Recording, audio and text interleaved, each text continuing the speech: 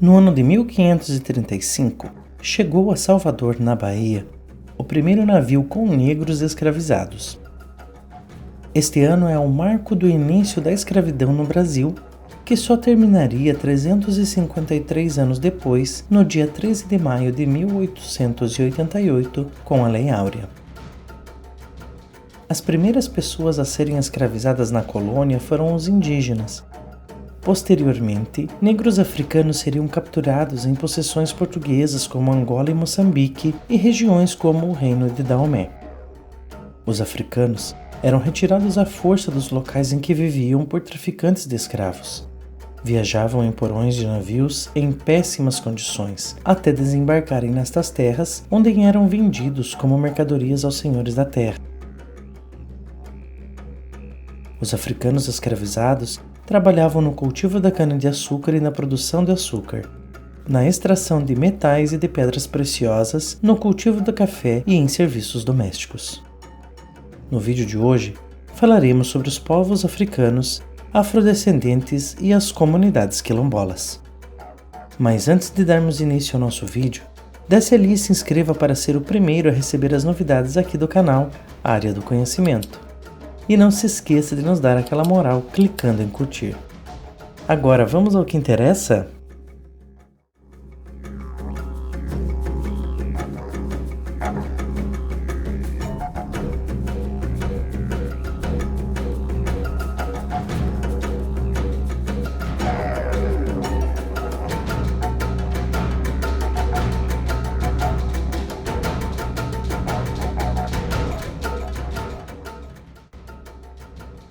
Os historiadores apontam várias causas para se empregar a mão de obra escrava nas colônias. Portugal era uma população pequena, de cerca de 2 milhões de pessoas, e não tinha condições de dispensar parte dos seus habitantes para sua colônia americana. Para suprir os braços que faltavam, os colonizadores usaram a escravidão, que já era praticada na África e no mundo árabe. O transporte de pessoas escravizadas fomentou a produção de mais embarcações, alimentos, vestuários, armas e outros produtos que estavam ligados ao comércio de gente. Por isso, o tráfico negreiro representou um ótimo negócio para a Europa e movimentava grandes capitais nos 3 continentes. Desta maneira, portugueses, espanhóis, franceses, holandeses e ingleses tornaram a escravidão um negócio lucrativo. Superlotaram os porões de seus navios com negros africanos para serem vendidos nos portos brasileiros e em toda a América. Já as pessoas escravizadas não ganhavam nada, ao contrário, só perdiam, pois passavam a ser propriedade de outra pessoa. Esse contingente produziu toda a riqueza do Brasil, desde o plantio da cana-de-açúcar, colheita, transformação do caldo de cana, construção de casas, engenhos e igrejas. Tudo isso era feito por africanos escravizados.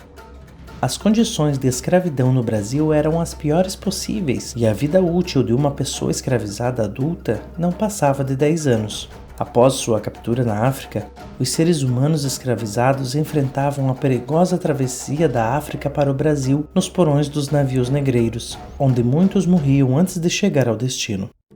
Depois de vendidos, passavam a trabalhar de sol a sol, recebendo uma alimentação de péssima qualidade, vestindo trapos e habitando as senzalas.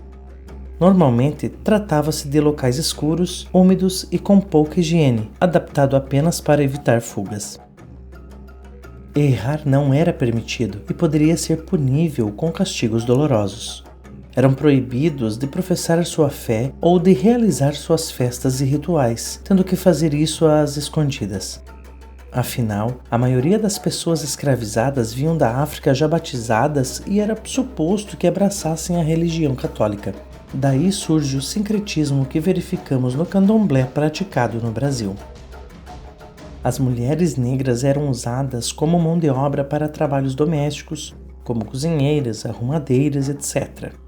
Não era incomum que as mulheres escravizadas recorressem ao aborto para impedir que os seus filhos não tivessem a mesma sorte.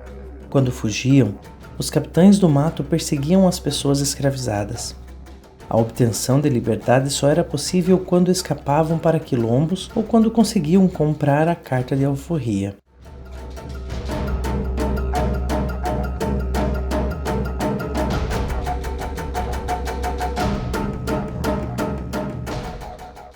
Quando a sociedade europeia começou a adotar as ideias do liberalismo e do iluminismo, a escravidão passou a ser severamente questionada.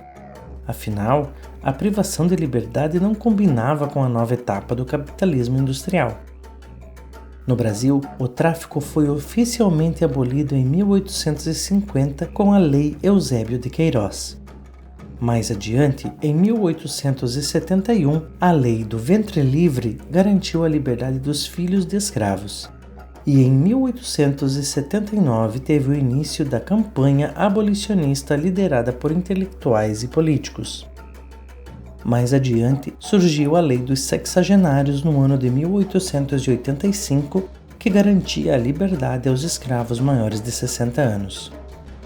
Por fim, a abolição da escravidão no país foi concedida pela Lei Áurea, aprovada pelo Senado e assinada pela Princesa Isabel no dia 13 de maio de 1888.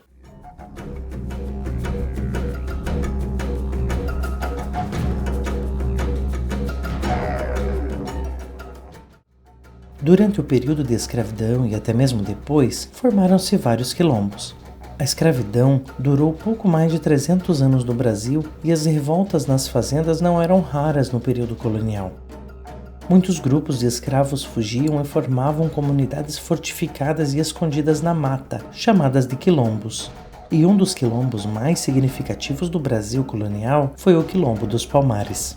Ali, os africanos podiam praticar sua cultura e exercer seus rituais religiosos. Os antigos quilombos deram origem às atuais comunidades quilombolas, que têm como uma das suas lutas a garantia da propriedade das terras que ocupam, como determina a Constituição brasileira. Ao longo da história dos quilombos, muitos foram destruídos. Atualmente, existem diversas comunidades remanescentes de quilombos reconhecidas no Brasil. Muitos vivem em comunidades rurais e também urbanas, mas há outras que ainda lutam pelo reconhecimento e manutenção de sua história e de seus direitos. Os afrodescendentes são as pessoas que descendem dos africanos que foram trazidos para o Brasil na condição de escravos, e após o fim da escravidão em 1888, as condições sociais e econômicas dos escravos libertos e de seus descendentes continuaram precárias. Somente nas últimas décadas é que essas condições melhoraram para os afrodescendentes. No entanto, a discriminação e as desigualdades ainda atingem essa população das mais variadas formas, desde o acesso à moradia e à educação até a renda salarial.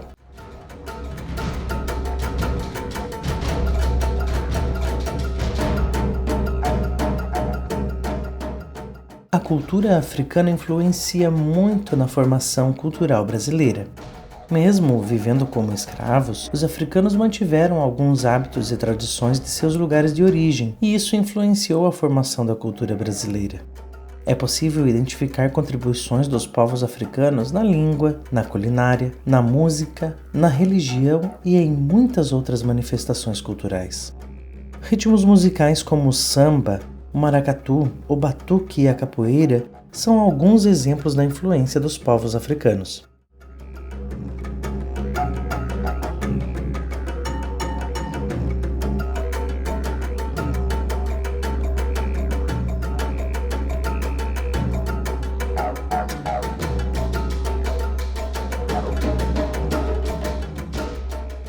Pratos como o vatapá e o acarajé e o hábito de consumir azeite de dendê são alguns exemplos da influência africana na culinária brasileira.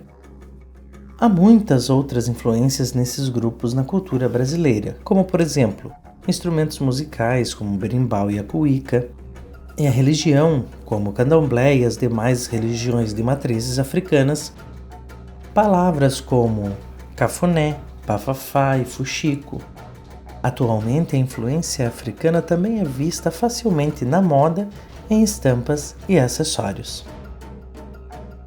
Eu espero que você tenha gostado do vídeo de hoje. Eu vou ficando por aqui, mas antes, deixe o seu like e não se esqueça de se inscrever no canal Área do Conhecimento. Não deixe de compartilhar esse vídeo com seus amigos. Afinal, sempre é bom compartilharmos conhecimento, não é mesmo? Um grande abraço e até a próxima. Tchau, tchau!